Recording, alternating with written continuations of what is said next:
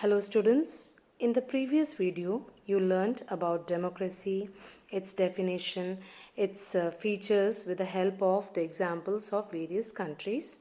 This video is the continuation of the previous one. Here you will learn about the merits and demerits of democracy and also its broader meaning. So let's begin. As there are two sides to every coin, so does democracy has. It has its own merits and demerits. Let us see what are some arguments against democracy. Leaders keep changing in a democracy. This leads to instability. Democracy is all about political competition and power play. There is no scope for morality. So many people have to be consulted in a democracy that it leads to delays. Elected leaders do not know the best interest of the people. It leads to bad decisions. Democracy leads to corruption, for it is based on electoral competition. And ordinary people don't know what is good for them. They should not decide anything. Now let's try to understand some of the arguments against democracy. Leaders keep changing in a democracy, which leads to instability. In our country, elections are held every 5 years and leaders keep on changing depending on the party which wins in the election. New ministry is formed after every 5 years. Prime Minister changes. People or the leader with different opinion and aspects join the cabinet. The work carried by a particular ministry is necessary to be continued by the new ministry. So, stability is not there. Second argument against democracy is that there is a lot of competition, power and corruption in democracy. There are not just one, but many political parties in our country. All the parties form their own agendas, plans, etc. To get seats in the assembly elections, they compete with each other. Many popular leaders have come to power by capitalizing on public disgust with corruption. Another argument is that it leads to delay. In democracy, for little things like passing of a bill, also many people have to be consulted, because of which decisions are delayed. Further, elected leaders do not know the best interest of the people. Even those who are elected, they also don't have the idea of the interest of the people. Common men are not able to decide anything as they do not know what is good or bad for them in politics. So it leads to bad decision. Now let's listen to some of the arguments in favor of democracy. The first one, democracy is the most accountable form of government. What does it mean? It means democracy requires that the rulers have to attend to the needs of the people. China's famine of 1958 to 61 was recorded as the worst famine in the world history, killing nearly 3 crores of people. India did not have to face such a famine of the kind China had because of the economic policy of the then Indian government. Because of the prevailing democracy, Indian government responded to the food scarcity promptly because the ruling government was unstable to the people. Not like the Chinese government, as they have only one party, that is Communist Party, and there is no opposition.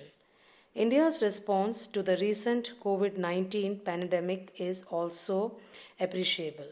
India has maintained a much more mortality trajectory than other countries of the world, which reported their first cases within the same 7 days window as India. The decision of complete lockdown is considered one of the reasons for that. The ability of our country to minimize the death burden due to COVID-19 at the level of the whole population shows the accountability of our ruling party or the government towards the people. Democracy improves the quality of decision making. Democratic decisions includes a series of discussions, meetings, consultations among many persons. Maybe such a decision making process are time consuming, but it helps this form of government to be more responsible in taking decisions. Democracy provides a method to deal with differences and conflicts. So many men, so many minds. Everybody is different. In a country like ours, where there is large variety of individuality and free wills, conflicts are possible due to differences in opinion. But such conflicts are resolved through democratic solutions and ideas. Here, no one is a permanent winner or loser. So, democracy deals with all its differences and conflicts in a peaceful manner. Next argument for democracy is that it enhances the dignity of the citizens. There is political equality among the citizens. It gives same status to all people regardless of their wealth and education. People are rulers themselves. They themselves are responsible for their conduct if they make any mistake. Finally, democracy is better than any other forms of government because it allows us to correct its own mistakes. No form of government can guarantee perfection. In democracy, there is more transparency to one's mistakes.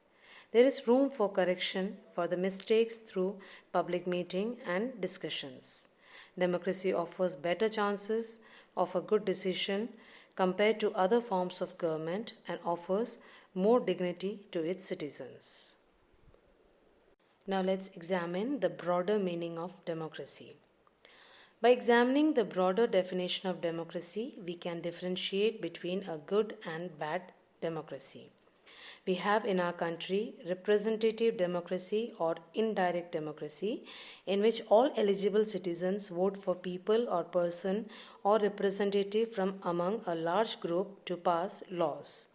A majority is allowed to take decisions on behalf of all, and it is important because for large number of people it is physically impossible to take collective decision, and all don't have the time, skill or desire to take part in all the decisions related to government. Democracy is an idea that can be applied to any sphere of life, in a family, in schools, and can take many forms. In smaller communities, people sit together and take direct decisions like the Gram Sabha in villages. Democracy expects active political participants from the citizens, unlike the other forms of governments like monarchy, dictatorship, etc. The features and merits of democracy provides a basic foundation for understanding democracy. In a nutshell, democracy, we can say, assimilates public participation and representation.